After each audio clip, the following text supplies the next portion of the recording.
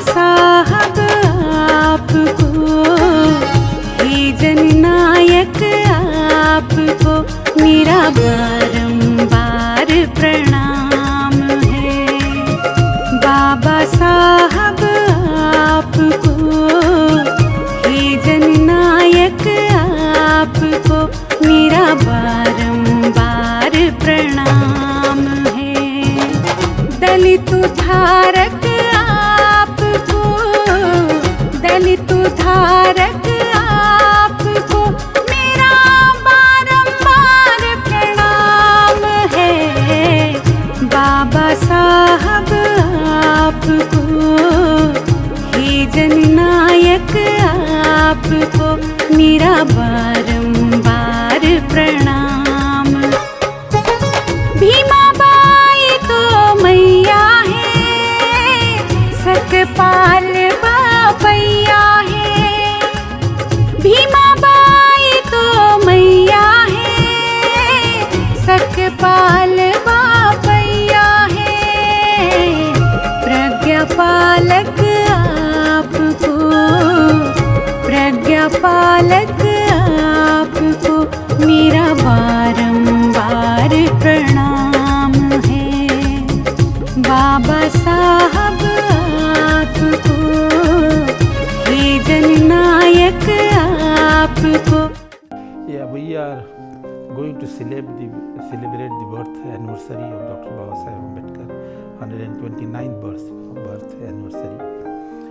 His birth anniversary is celebrated all over the country, and also it is celebrated internationally in several countries in the world, USA, UK, Australia, New Zealand, Germany.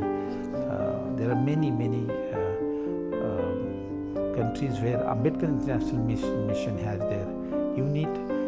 The Ambedkar birth anniversary is celebrated.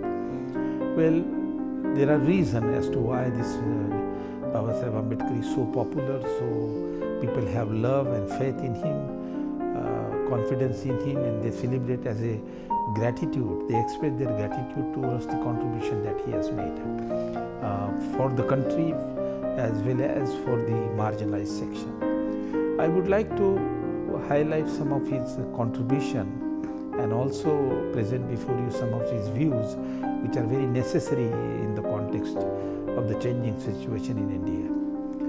I think one has to recognize that he has made a tremendous contribution in building of India as a nation. He was a nation builder. He wanted to rebuild the nation, reconstruct the nation in a way. If you go into the history, you will realize what I am saying, that what India is today as a sovereign republic, democratic, secular and socialist state, nation, it is because it is mentioned in the Constitution, and Constitution has objective of promoting liberty, equality, fraternity and justice, social, economic and politics. So this is what India constitutes through the Constitution. But the process of constitution making began in 1920 and ended in 1950. India became republic in 1950. Now, Dr. Ambedkar, who appeared on the political scene in 1920 and worked up to 1950, he was at the end chairman of the drafting committee. He was popularly called as the father of the Indian Constitution. Dr. Ambedkar participated in the constitutional reform from 1920 onward. In 1930, the British Constitution 1935 Act was enacted, and ultimately the Constitution was made. So Dr. Ambedkar has played an important role right from the beginning till the end in framing the Constitution. And whatever the proceedings of the Constituent Assembly were there, whatever the major challenging issues were there, as far as the nation was concerned, he, being the chairman of the drafting committee, was instrumental in sorting out those issues intellectually because of his knowledge in the constitutional theory and jurisprudence. So that is recognized, that what the India as a nation, which is the way defined in the Constitution, Ambedkar has contributed quite a lot. But what's important is that all those events and all those issues which occurred during 1920 and 1950, during the period of 30 years, Dr. Ambedkar has written and contributed. And these are all national issues. For example, in 1953, issue of state reorganization came. He wrote a book, Reorganization of the Thoughts on Linguistic State, and he made a recommendation which was different from the reorganization of the state. He favored two states of one language, while the Reorganization Commission favored one language, one state. And then the issue of minorities came, so he wrote a book, Thoughts on Pakistan, how nations are formed, what is nationalism. It's a classical work on the issue of nation and nationalism and how the nations are formed. He also gave a solution how to deal with the problem of minorities in the democracy in a communal deadlock and way to solve it. He wrote on federalism and was a major issue, continued to be today. He wrote on that. He wrote on the question of the woman, rise and fall of Hindu woman. He wrote an article, and later on, as a law minister, passed the Hindu Code Bill, the law related to women giving their right. The problem of economic development was there, but he was an economist. He was MA, PhD from Columbia University and DSc from London School of Economics, Bharat Law from London. So he contributed in the development of economic plan in 1940 and 46. He was the founder of the water and irrigation and power policy in India as a labor minister. He was also founder of the labor policy as a labor minister in 1946. All that we have with regard to labor, bulk of it is what was by Dr. Babasaheb Ambedkar. So these are all issues of national importance, and he is a man who responded to all these issues. He did not confine to cause of Dalit. Cause of Dalit and untouchables and marginalized section was, of course, to his heart, and he spent all his life, political and social life, for uplifting this the marginalized section. He got policies for them, what is called the reservation policy. He got legal safeguard through the enactment of Untouchability Offence Act and later on the Atrocity Acts. So all that what Dalit are today, it's because of him. So his contribution for the upliftment of the marginalized section is of course there, and everybody has written. But his contribution to the nation building is of amazing type, and that should be recognized. Therefore, he has been was rewarded Bharat Ratna or greatest man of India for right reason. This shows that he was a sterling nationalist of a sterling quality. Unless you love your country, unless you are concerned about the issues of your country, you won't sit down and write and spend months together write a book. So I think this contribution of Dr. Ambedkar as a nation builder must be understood. But there is another thing that I would like to say at the end, and that is that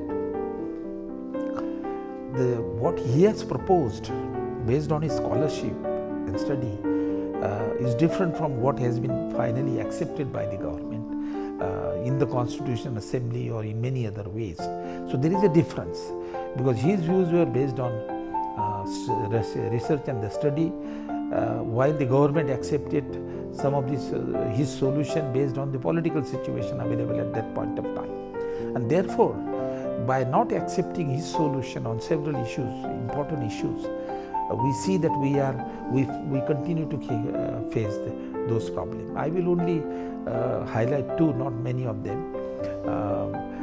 In fact, state reorganization, the proposal he has proposed, the states are being reorganized now one after another based on his recommendation. But the 2 points that I want to mention is about democracy. We accepted parliamentary democracy, he was a part of it, but his concept of parliamentary democracy or his concept of economic structure, social and political structure was certainly different than what is accepted by the Indian Constitution, we accepted in Indian Constitution. So he made an accommodation as the chairman of the drafting committee, not individually, but he has to go by the majority view, which at that point of time was Congress. But he expressed his view quite independently in a book called State and Minority. Now, on democracy, he clearly mentioned that unless you have social and economic democracy underneath the political democracy won't be successful. It will work in the formal sense, but not in real sense of the term. And therefore, he emphasized on equality, economic equality, and therefore he suggested that an economic which is characterized by immense economic inequality, the democracy, political democracy will have a hard time. Individual people will lose their fundamental right. They won't have a liberty to enjoy liberty and fundamental right. Therefore, he suggested a state socialism, under which he proposed nationalization of land and cultivation, giving land to everybody and cultivating it. Then, so you by one stroke you remove the inequality. He wanted key and basic industries into the government sector, then the education, health and insurance with the government sector. So he thinks that if you have this kind of a modified form of a socialism, will promote economic equality, and that will help the political democracy to work better.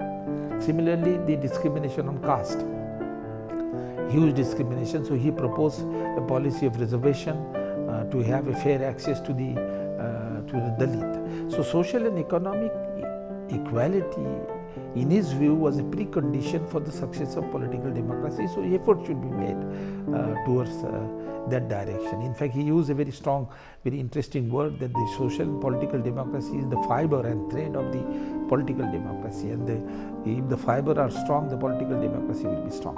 But now today we have a crisis, huge economic inequality in India in ownership of wealth and property. Therefore, the political power is taken over by the privileged people and sometimes undesirable element, and the political democracy is indeed is facing a problem. That is one issue. The second issue about the political democracy, parliament democracy, as mentioned, which is very important, which has come true, and I think he was futuristic. His futuristic predictions have come true. That is, he argued that the parliamentary forms of democracy that we have adopted in India is a British model. But British parliamentary democracy is based on the majority political parties. Political party. It's a political democracy in the sense that the majority party win the election on the basis of issues and ideology. They come to the power, and majority form the government, take decision through a majority decision.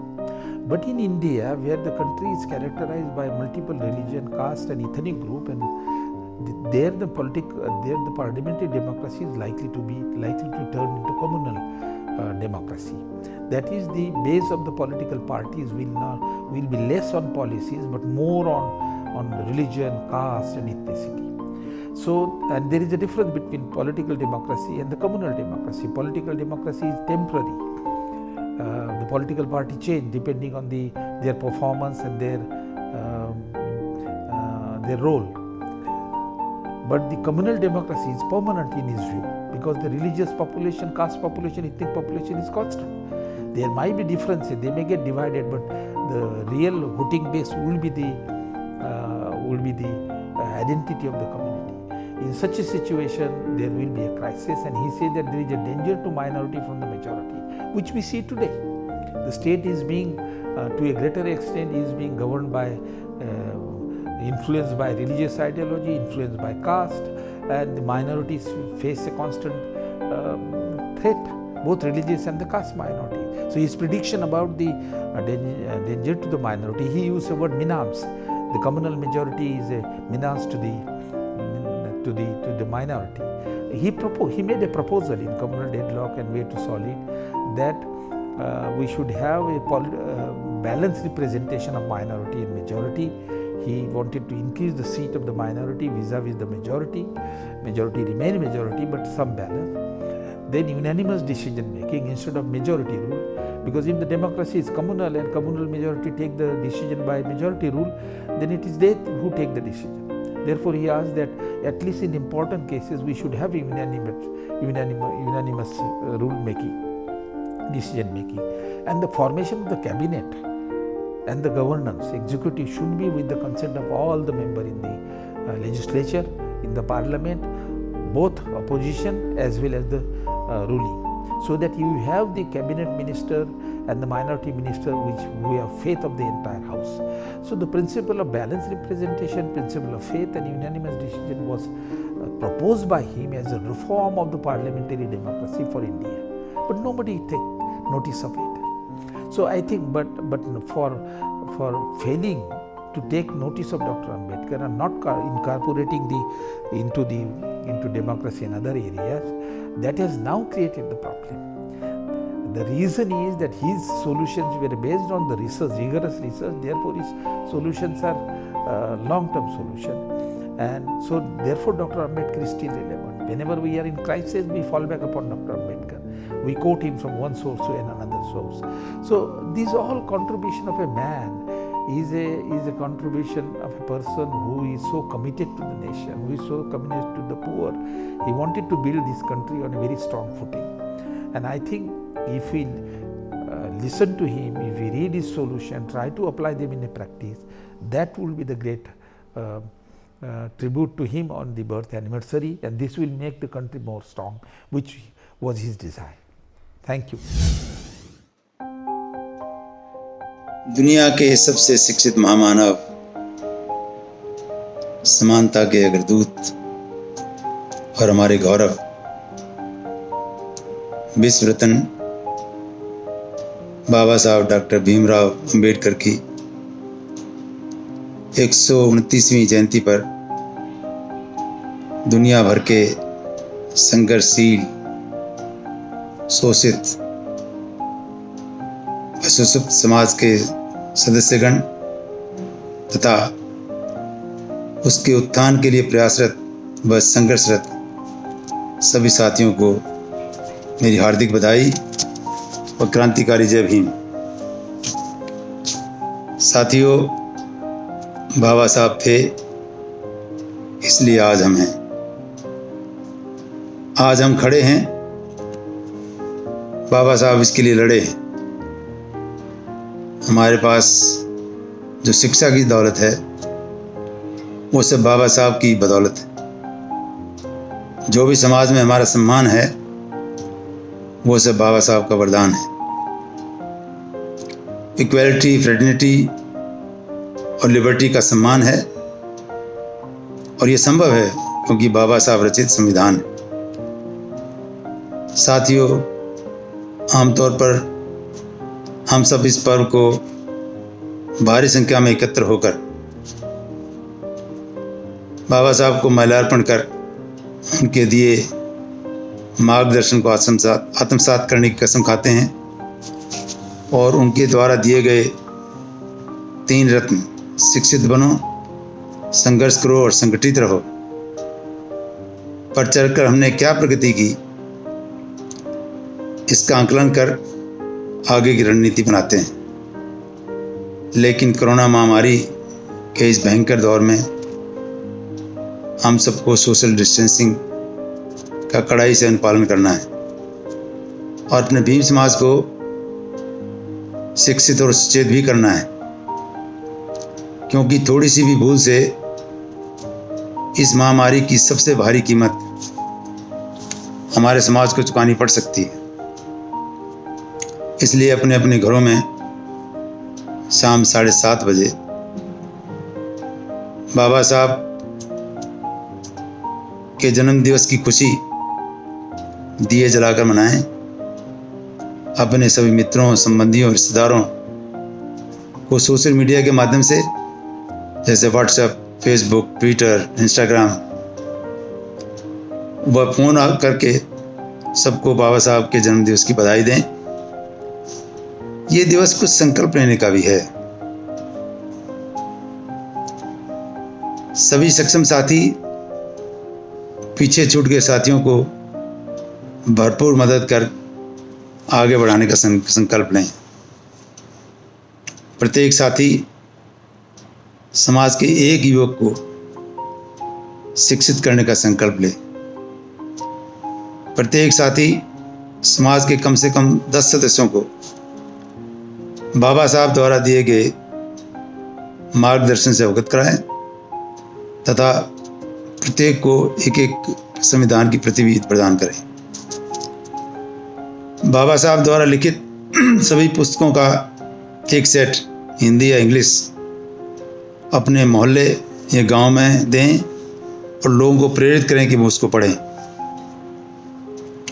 हमारा समाज आडंबर, आस्था व पाखंडों में जकड़ा हुआ है। मेरा अनुरोध है कि समाज में वैज्ञानिक सोच का प्रचार प्रसार करें। धार्मिक अनुष्ठानों पर जो व्यर्थ का व्यय होता है उसकी बजाय शिक्षा, स्वास्थ्य व संस्कार उत्थान के कार्यों पर व्यय करें। अपने परिचितों के जन्मदिवस या अन्य खुशी के मौके पर जब हम जाएं तो संविधान के प्रति या समाज चेतक लेखकों की पुस्तक गिफ्ट करें। किसी धार्मिक स्थल पर दान न दें। अपनी वार्षिक आय का कम से कम 5% सामाजिक कार्यों में लगाएं।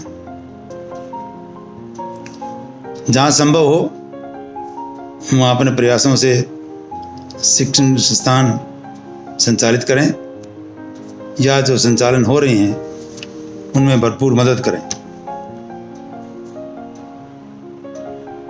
आपको ज्ञात है कि हमारी प्राइमरी एजुकेशन और मिडिल लेवल की एजुकेशन बहुत खराब स्थिति में है। इसके लिए एक बहुत अच्छा विकल्प है ऑनलाइन एजुकेशन। ऑनलाइन एजुकेशन के माध्यम से प्री प्राइमरी, प्राइमरी और हाई स्कूल लेवल के बच्चों को शिक्षा की ओर अग्रसित करने, उनकी रुचि बढ़ाने के लिए ऑनलाइन एजुकेशन का प्रचार प्रसार करें। समाज के एक नवयुवक को कारोबारी यानी एंटरप्रेन्योर बनने में मदद करें। समाज के विभिन्न क्षेत्रों में विशेष प्रयास करने वाले, जिनको हम अचीवर्स कह सकते हैं, के सम्मान में आयोजन करें और उसको सोशल मीडिया पर डालें। शिक्षित नवयुवकों के मार्गदर्शन के लिए कैरियर काउंसलिंग की वीडियो बनाएं और उसको सोशल मीडिया में डालें, यूट्यूब पर डालें, ताकि हमारे नवयुवकों का मार्गदर्शन हो सके। साथियों, सभी संकल्प लेकर चलना बड़ा मुश्किल काम है, लेकिन एक बहुत ही महत्वपूर्ण संकल्प है, उसके बारे में जरूर आप सोचें। समाज में रोटी बेटी के संबंध को भरपूर सहयोग करें, उसको बढ़ावा दें, क्योंकि ये हमारे लिए बहुत आवश्यक है। मैं डॉक्टर कश्मीर सिंह अपने पूरे मनोयोग से बाबा साहब के सपनों को पूरा करने का संकल्प लेता हूँ तथा achievers foundation for socio economic empowerment trust, जिसका मैं मैनेजिंग ट्रस्टी भी हूँ, के माध्यम से समाज हित के सभी कार्यक्रमों को संचालित करने का भी संकल्प लेता हूँ। साथियों, मैं एक बार अपने आप सबको बाबा साहब डॉक्टर भीमराव अंबेडकर की 129वीं जयंती की हार्दिक बधाई देता हूँ। जय भीम, जय भारत। Thank you. दोस्तों, जय भीम, नमो बुद्धाय। आज हमारे बाबा साहब का जन्मदिन है। बाबा साहब के जन्मदिन के इस पाक मुकद्दस मौके पर मैं अपनी तरफ से, अपने परिवार की तरफ से आप सबको मुबारकबाद पेश करता हूँ और दुआ करता हूँ कि आप जहां भी हों खैरियत से हों और महफूज हों। दोस्तों, तथागत से लेकर सम्राट अशोक महान तक और सम्राट अशोक से लेकर बाबा साहब तक और बाबा साहब से लेकर मान्यवर कांशीराम साहब तक और मान्यवर कांशीराम साहब से लेकर परम आदरणीय बहन जी तक, जो भी हमारी सोच है, जो भी हमारी विचारधारा है, वो एक ही है।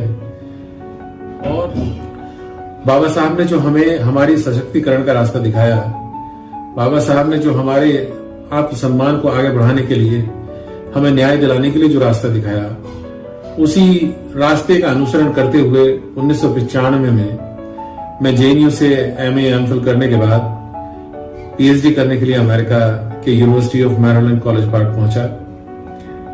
उसी साल मुझे कोलंबिया यूनिवर्सिटी ने एक लेक्चर देने के लिए बुलाया और उस लेक्चर में बहुत बड़े बड़े विद्वान थे, जैसे कि प्रोफेसर ओमन लिंच, फिलिप ओडनबर्ग, प्रोफेसर एलेना जेलियर जैसे बहुत बड़े बड़े विद्वान उस लेक्चर को सुनने आए।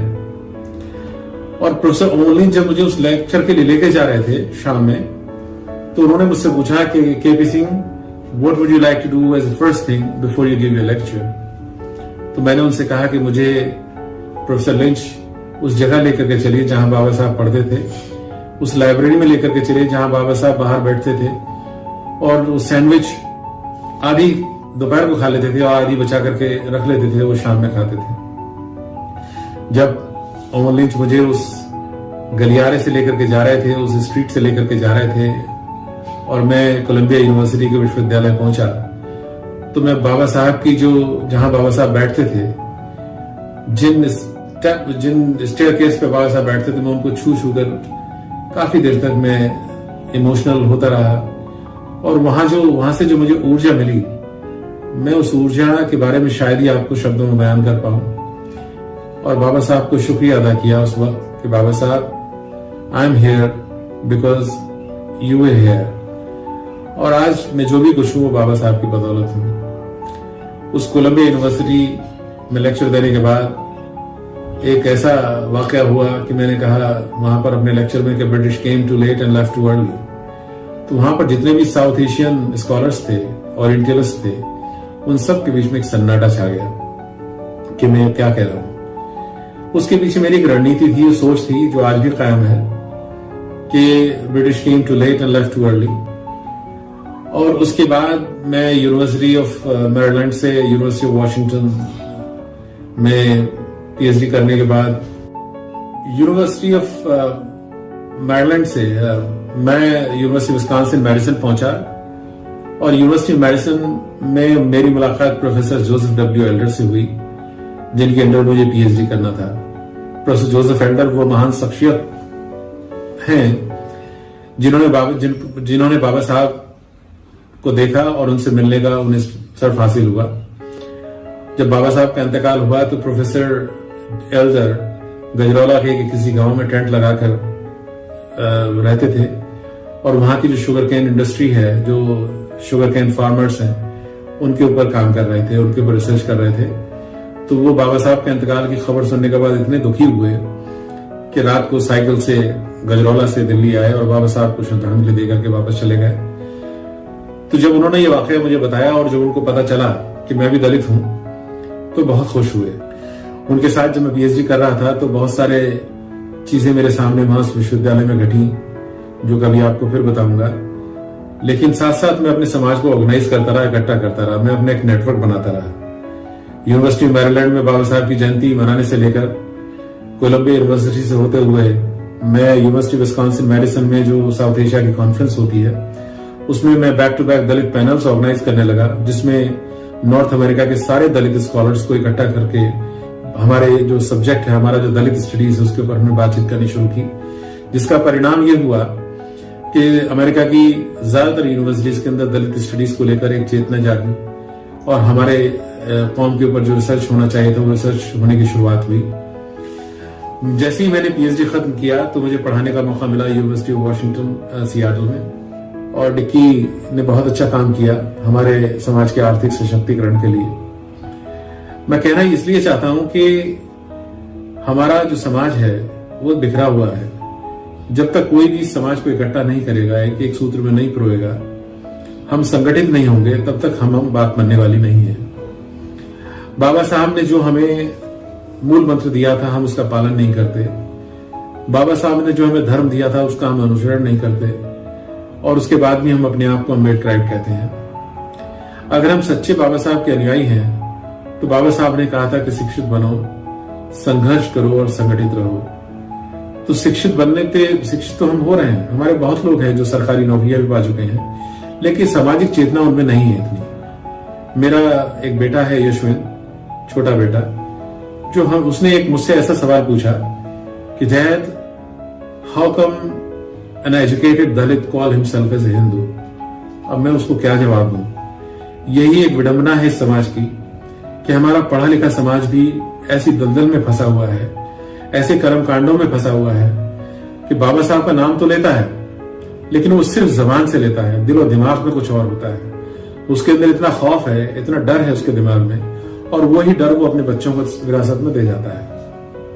मेरी आपसे सबसे विनती है, सबसे गुजारिश है कि उस खौफ को, उस डर को निकालिए और बाबा साहब के सही मायने में सच्चे अनुयायी बनिए, क्योंकि बाबा साहब के अनुयायी अगर आप बनेंगे, उनको सच्चे मन से, आप सच्चे दिल से फॉलो करेंगे और सिस्टमेटिकली साइंटिफिक मैनर्स में फॉलो करेंगे, तो मैं आपको अश्योर करता हूं, मैं आपको इस बात का एहसास कराना चाहता हूं कि आप बहुत ही बेहतरीन जीवन व्यतीत कर पाएंगे।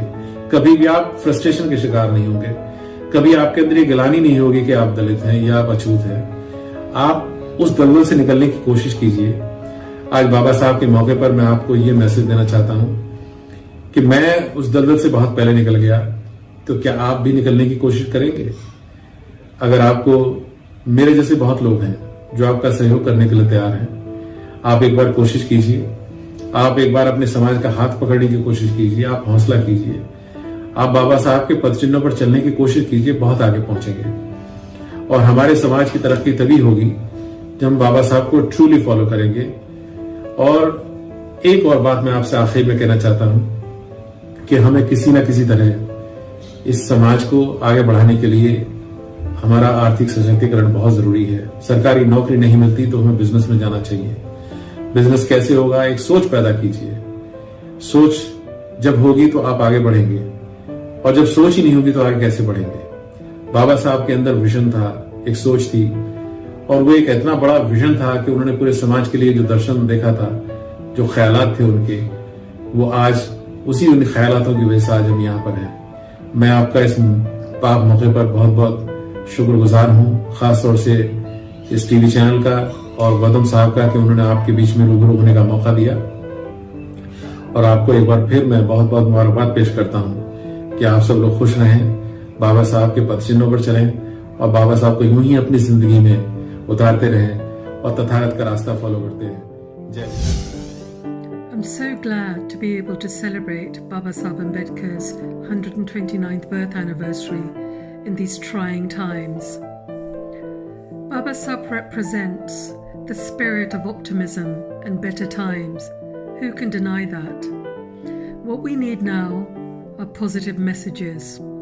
What we need now is to remember how transformative Baba Saheb Ambedkar was for our foremothers, our forefathers, and the generations since.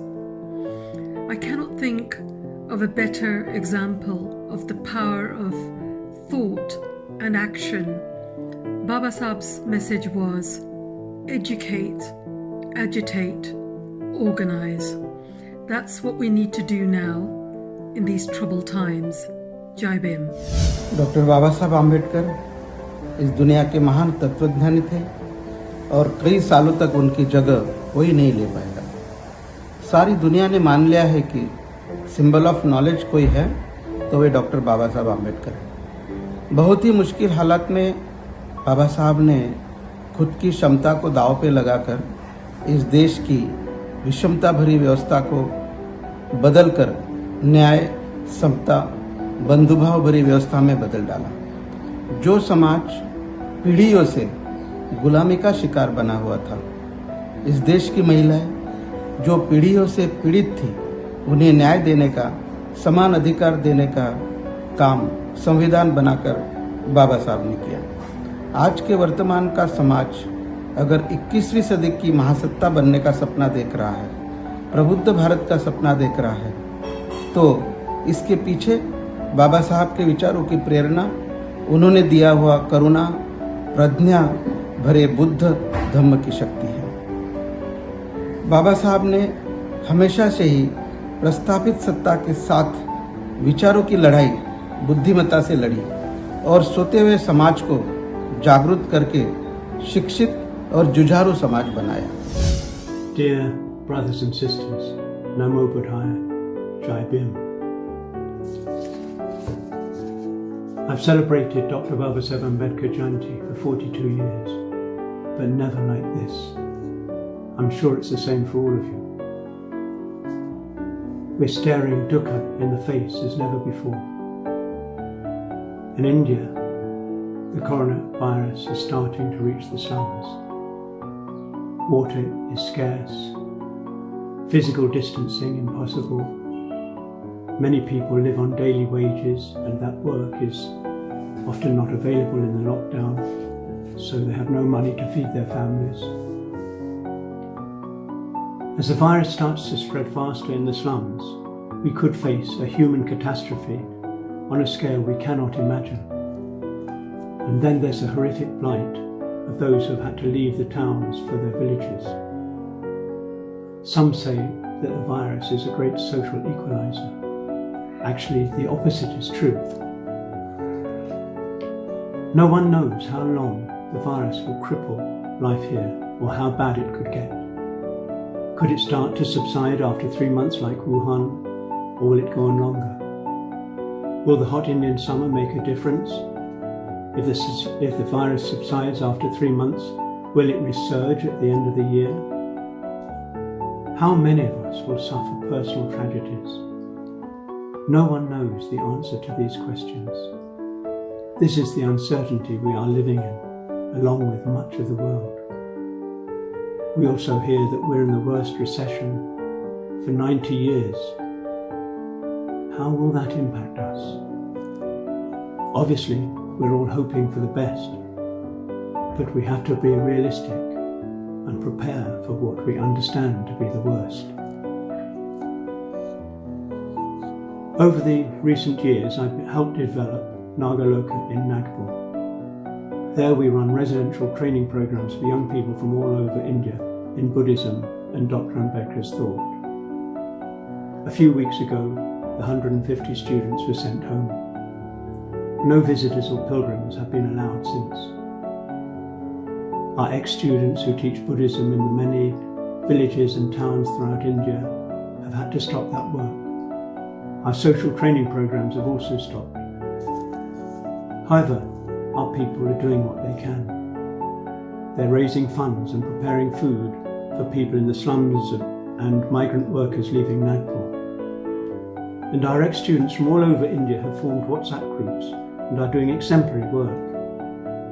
You can get an idea of this from our website, nagaloka.org. We do not know what the future is for Nagaloka. Our activities may be shut down for months or a year. The recession may make it even more difficult after that. But there's a remarkable spirit of determination and cooperation among our various teams. They're empowered by Dr. Babasaheb Ambedkar and the Buddha. With this attitude, I have no doubt that we'll find a way forward, whatever difficulties we have to overcome on the way. And the same spirit is clearly motivating Ambedkarites everywhere. So many are coming forward in a spirit of generosity and cooperation. We're at a major turning point in history. The world will change socially, politically, and economically.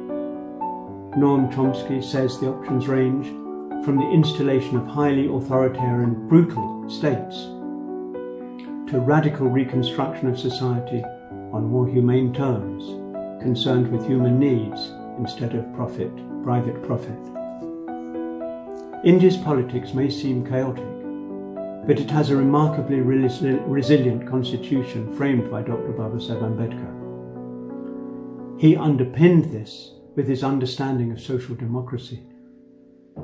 His contribution to India is becoming increasingly appreciated and is needed more than ever. He found the essence of social democracy, that is liberty, equality, fraternity, in the Buddha's teaching. His thought, as well as the initiative his followers take, can play a crucial role in the India and the world that emerge after this calamity. At Nagaloka we have two special statues which can inspire all at this time. The first is of Dr. Babasaheb Ambedkar resolutely leading the great mass conversion in 1956, the culmination of one of the greatest lives in history. At the time he said, "Now I've taken a new life." And the second is of his favourite image of the Buddha, not sitting, but in fearless gesture, walking out to help all beings. As Buddhists, we practice the Dhamma not only to make ourselves better human beings, stronger, more confident, more positive, but to empower us to help others. tribune. जय भीम जय भारत। आज बाबा साहब B are Ambedkar साहब का जो 129वां जन्मदिन है, उस जन्मदिन की बहुत बहुत बधाई हो, सारी दुनिया को बधाई हो। India foreign country and specially in America. I am Hardev Sahay from America. So मैं सारी दुनिया को बहुत बहुत बधाई देता हूँ। और ये जो जन्मदिन है, इस बार जो कोरोना वायरस के कारण जैसे धूमधाम से मनाया जाता है, नहीं मना सके, उसके लिए भी हम सब वरीड है, हर कोई वरीड है उसके बारे में। And I wish all the best to everybody all over the world. और जो भी है हमारे रिश्तेदार सके संबंधी, जो भी हमारे मिलकर जितना सारा दुनिया है, सभी के लिए विश करता हूँ कि सब कोरोना वायरस से बच के रहें। Stay healthy and stay at home. Thank you so much. जय भीम।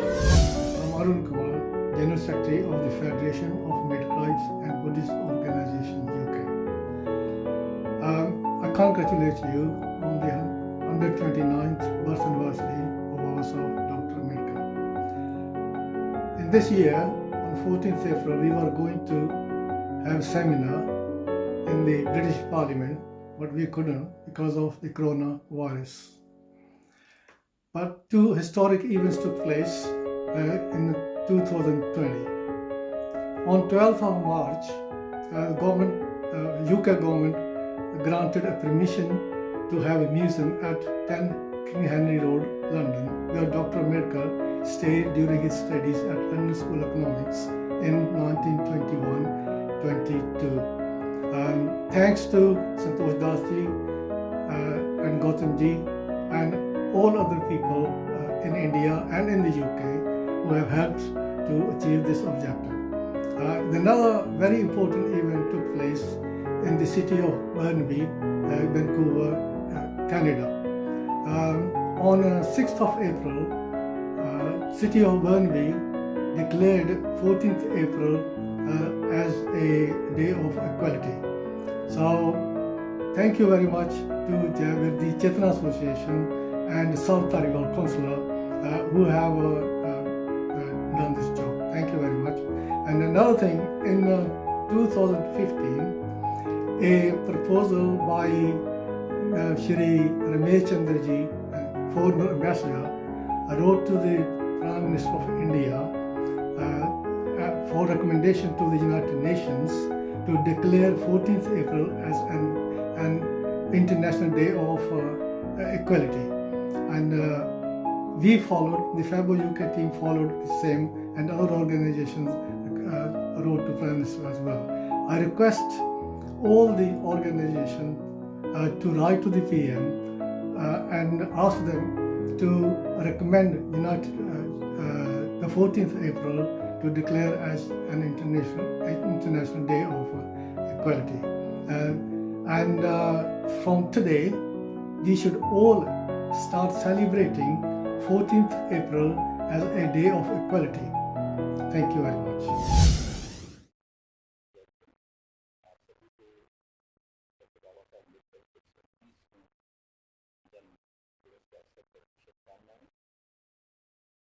आज हम गंभीर दौर से गुजर रहे हैं, संकट की स्थिति है, लेकिन इस संकट को इंसान अपनी ताकत और जुनून के बल जीत सकता है। सबने ये देखा है कि आज हमें ये बताया जा रहा है कि हम घरों में ही रहें, इस समय का हम सदुपयोग करें, बाबा साहब अम्बेडकर के साहित्य को पढ़ें, एक दूसरे के साथ जो है जो तर्कपूर्ण मानववादी बातों को शेयर करें, और जो मेडिकल स्टाफ है, जो सैनिटेशन का स्टाफ है, जो काम कर रहा है आज कठिन परिस्थितियों में भी अपने स्वास्थ्य को खतरे में डाल करके भी उसको सम्मान दें, उसको उनकी बातों को सुनें। हम सब ये जानते हैं कि आज दुनिया भर के सभी मजहबों के भगवान जो है आस्थाएँ कर चुके हैं, और केवल इंसान और विज्ञान इस वक्त काम आ रहा है। विज्ञान के ताकत से, विज्ञान की समझदारी से, विज्ञान के आविष्कारों से आज इंसानियत जो है वो बच पा रही है, और ये दौर में हमको बहुत कुछ सीखने को मिलेगा। सीखने का मेरा कहने का आशय ये कि बाबा साहब ने कहा था कि हर एक व्यक्ति के अंदर योग्यता है और अपने समय में उन्होंने जो कार्य किए उससे साबित कर दिया कि योग्यता के लिए किसी व्यक्ति विशेष को किसी विशेष जाति या किसी विशेष धर्म या किसी विशेष देश में पैदा होने से वो योग्यता नहीं आ जाती है। योग्यता आपकी मेहनत से आती है और मेहनत करके हम आगे बढ़ते हैं। हम देख रहे हैं कि इस दौर में जब दुनिया भर में अलग अलग देशों में कहीं पर दलितों के खिलाफ में, कहीं पर अल्पसंख्यकों के खिलाफ में, कहीं पर जो इमिग्रेंट्स हैं उनके विरोध में जो है बातें होती हैं, तो ये समझ आता है कि अभी भी लोग जब संकट का दौर होता है तो उसमें सीखने का भी दौर होता है। कई बार जो है ये जो आपदाएं आती हैं तो इससे हमें बहुत कुछ सीखने को मिलता है और हमें एक दूसरे का साथ निभाने का भी अवसर मिलता है। जैसे नेशनल हेल्थ सर्विसेज के अंदर हमने देखा इंग्लैंड के अंदर कि बहुत सालों से, पिछले कई सालों से जो है ब्रेक्सिट की पूरी बहस चल रही, तो एक इमिग्रेंट के खिलाफ में एक है। लेकिन आज उस नेशनल हेल्थ सर्विसेज को हम देखते हैं तो उसमें जिन लोगों ने अपनी कुर्बानियाँ दी उसमें अधिकांश लोग जो है इमिग्रेंट्स हैं, डॉक्टर्स, मुस्लिम समुदाय के भी बहुत बड़ी संख्या में हैं जिनकी मृत्यु हुई इस पूरे काम को करते करते लोगों को बचाते। भारत के अंदर भी बहुत सारे ऐसे साथी हैं, एक पूरा समुदाय जो पूरा समाज की स्वच्छता के लिए जिम्मेवार था, आज वही सबसे ज़्यादा काम कर रहा है। डॉक्टर्स भी लगे हुए हैं। इसलिए ये अवसर हमको जो पूर्वाग्रहों को खत्म करने का भी है और मानवीय मूल्यों को आगे बढ़ाने का भी है। मानवीय मूल्यों के लिए ही हमने कहा कि भारत जब समाज के अंदर ये भावना आ जाएगी कि हाँ हमसे भी कुछ गलतियाँ हुई और उन गलतियों को मानते हुए हम आगे चलें, तो ये बात ज़रूर है कि विश्व शांति हो सकती है। शायद बुद्ध की, बाबा साहब के विचारों की आज जितनी आवश्यकता है, जितना उसको मनन करने की, चिंतन करने की और कार्य करने की ज़रूरत है, उतनी पहले कभी भी नहीं थी। तो हम लोग केवल ये ना सोचें कि हम लोग घरों के अंदर हैं।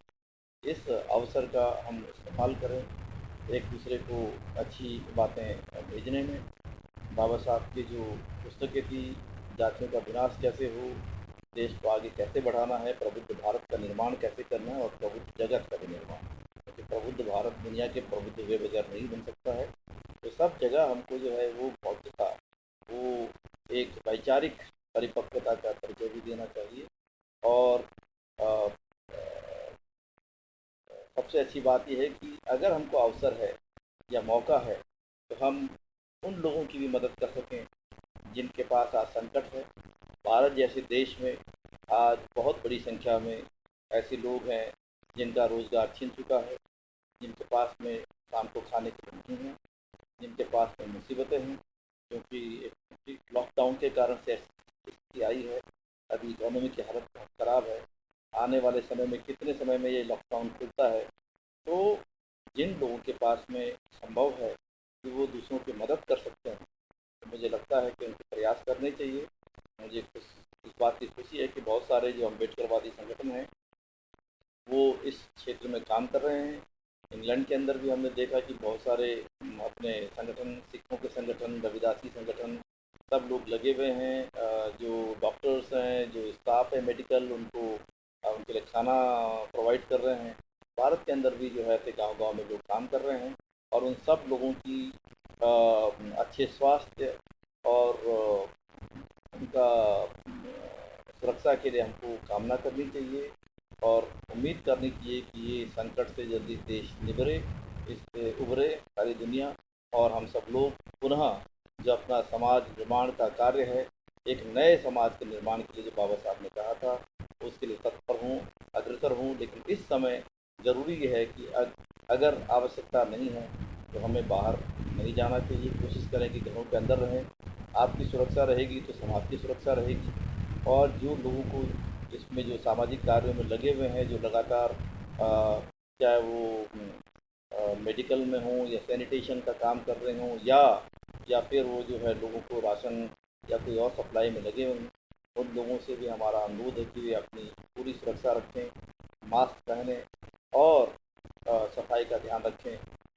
मैं उन सभी लोगों के लिए जो अपने अपने कार्य अपने तरीके से कर रहे हैं और चाहे वो घर पे भी बैठ के एक ईमानदारी से अपने प्रयासों में लगे हुए हैं सोशल मीडिया और चीज़ों के जरिए, उन सभी को पुनः अम्बेडकर जयंती की शुभकामनाएँ देता हूँ और सबको अच्छे स्वास्थ्य और अच्छे भविष्य की कामना भी करता हूँ। उम्मीद करता हूँ कि ये दौर जल्दी समाप्त होगा और हम सब लोग पुनः अपने समाज निर्माण और राष्ट्र निर्माण के कार्य में जुटेंगे। सबको एक बार फिर जय Bhim.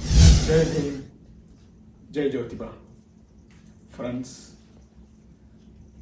at the outset, our best wishes to all of you on the occasion of Mahatma Phule Jayanti and Baba Saheb Ambedkar Jayanti. I am Sandeep Chavan from Atlanta, Georgia, and this is my daughter Shakshi Chavan. We are here to give you a brief message. Two men, Mahatma Jyotirao Phule and Baba Saheb Dr. B.R. Ambedkar. Two times, Mahatma Phule, born on 11th April 1827, and Baba Saheb Ambedkar, born on 14th April 1891. One mission: keep the lamp of spreading awareness of liberty, equality, justice, and fraternity ideology always burning. One purpose: establishment of a society based on liberty, equality, fraternity, and justice. One purpose,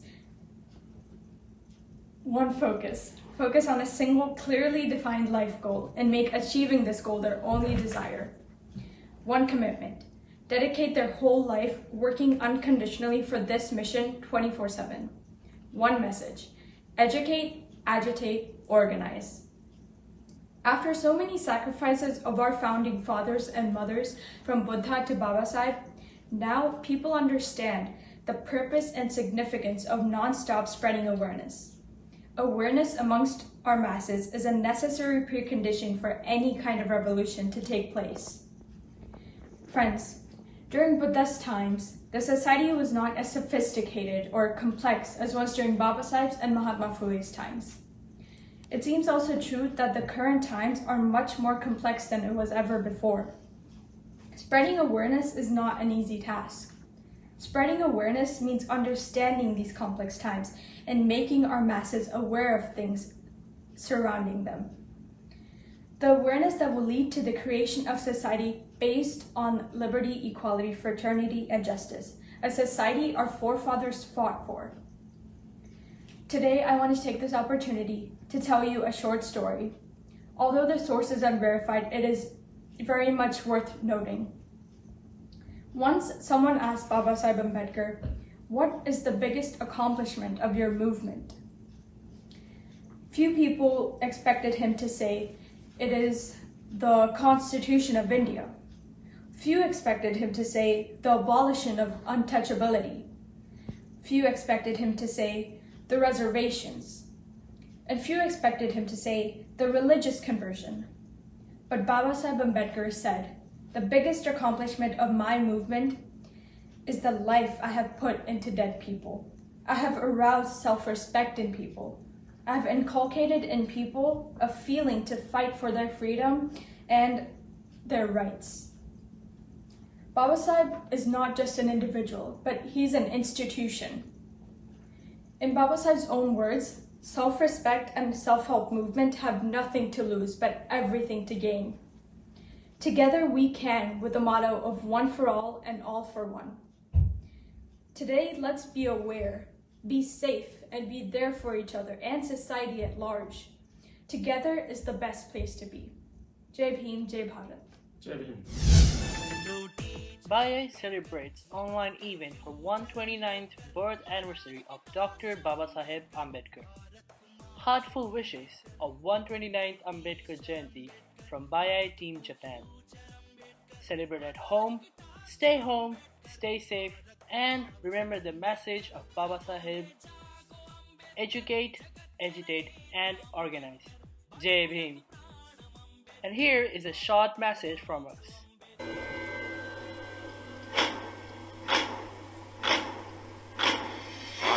है प्रचंड बोल मस्तकों के झुंड, आज जंग की घड़ी की तुम गुहार दो।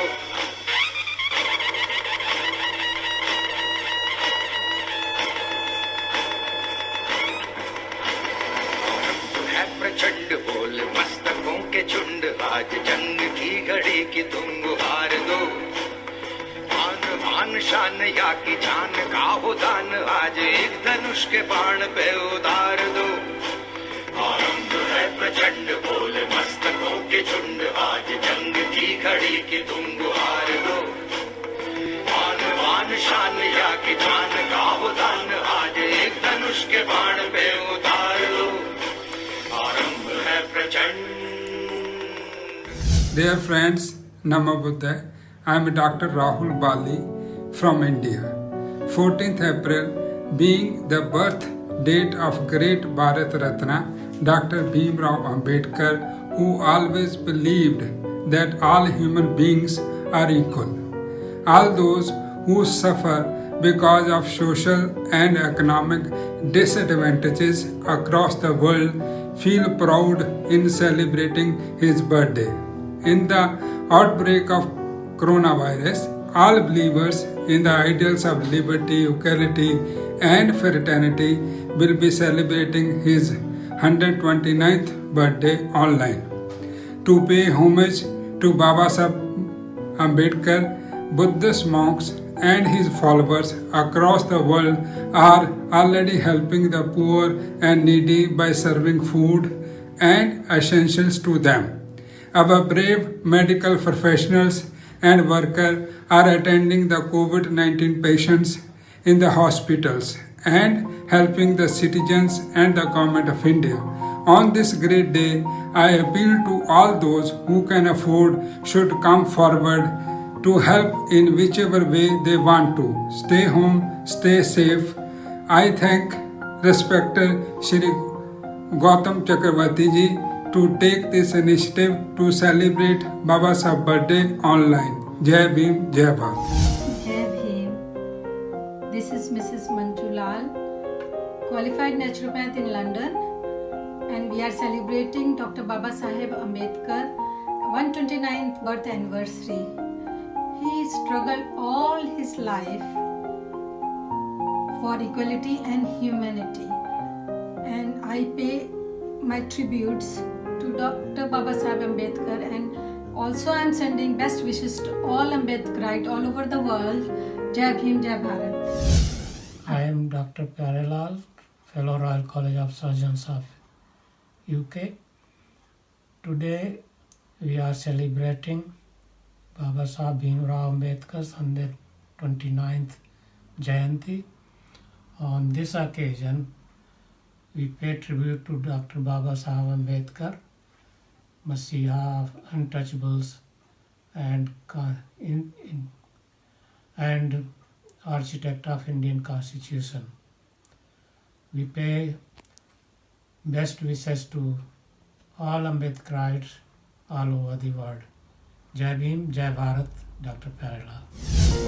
मैं assistant professor doctor Shivaji Suryavanshi, PES शारीरिक शिक्षा महाविद्यालय औरंगाबाद, सभी भारतीय एवं देश विदेश में बसने वाले बौद्ध एवं अंबेडकर विचारधारा रखने वाले सभी नागरिकों को आज परम पूज्य बाबा साहब डॉक्टर BR अम्बेडकर जी की जयंती पर्व पर सभी को हार्दिक शुभकामनाएं देता हूं। साथ ही आवाज इंडिया के माध्यम से सभी नागरिकों से अनुरोध करता हूं कि तथागत गौतम बुद्ध के सूत्र प्रज्ञाशील करुणा, इन सूत्रों का अनुपालन करते हुए हम सभी मानव जाति के प्रति करुणा रखते हुए कोविड-19 इस वायरस की महामारी से उत्पन्न लॉकडाउन परिस्थिति में अपने अपने घर पे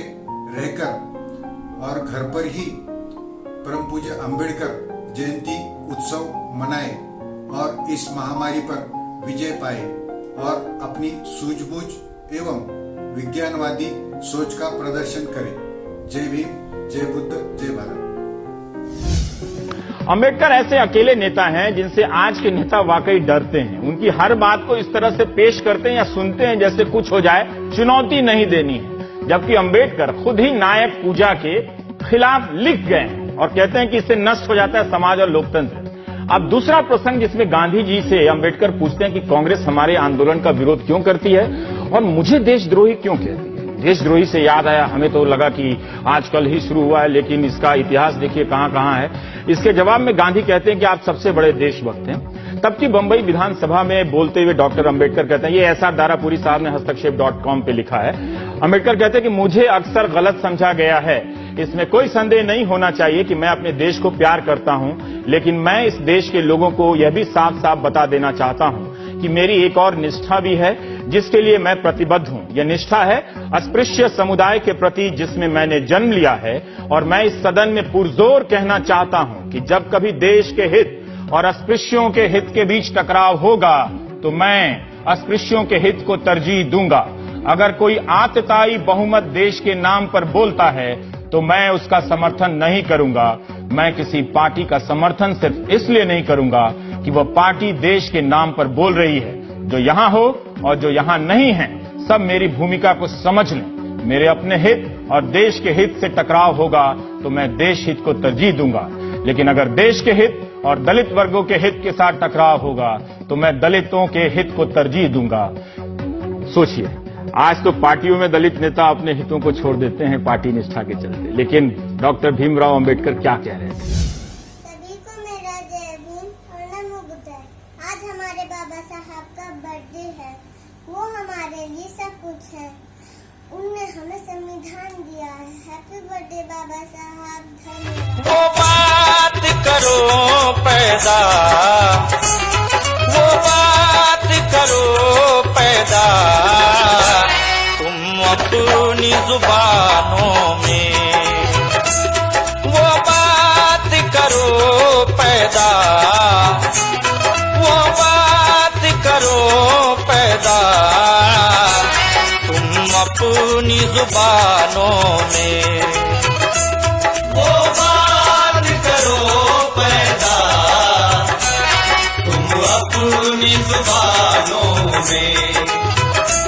वो बात करो पैदा, तुम अपनी जुबानों में। वो बात करो पैदा, तुम अपनी जुबानों में।